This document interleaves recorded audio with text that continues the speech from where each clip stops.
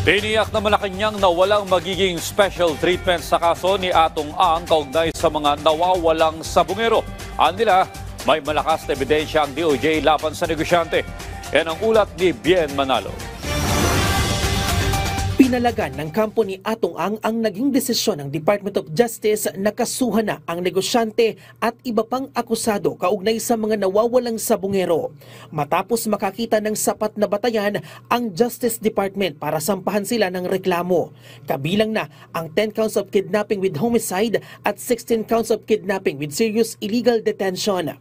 Ayon kay Atty. Gabriel Villarreal, tagapagsalita ni Atong Ang, maghahain sila ng motion for reconsideration para hilingin ang pagbawi ng resolusyon. Tiwala rin ng kampo ni Ang na mapapabulaanan ang lahat ng malisyoso at peking akusasyon ng whistleblower na si Julie Dondon Patidongan laban kay Ang. Yung amin unang hinihingi na sinasuggest na ibalik itong kaso sa CIDG para sa ganun, maimbestiga ng tama. Kasi ang nangyari rito, may nadali lang ng Department of Justice nung paltan yung hepe ng CIDG. Ang gagawin lang namin is to show the panel that marami silang mga bagay na nakapresenta na sa kanila, nakafile na sa kanila, na hindi nila nakonsidera. Ibinasura naman ng DOJ ang reklamo laban sa actress socialite na si Gretchen Barreto.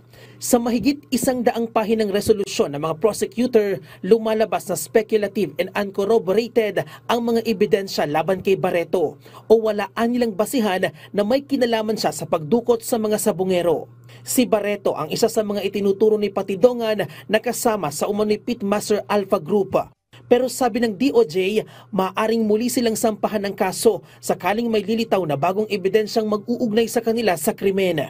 Samantala, tiniyak naman ng Malacanang na walang magiging special treatment sa kaso ni Atong Ang dahil may matatag-an nilang ebidensya ang DOJ sa akusasyon laban kay Atong Ang. On the part of the DOJ, meron po silang resolution mismo. Resolution nagpapakita ng prima facie evidence na merong reasonable certainty of conviction. So, nasa kamay na po ito ng korte. Bien Manalo para sa Pambansang TV sa Bagong Pilipinas.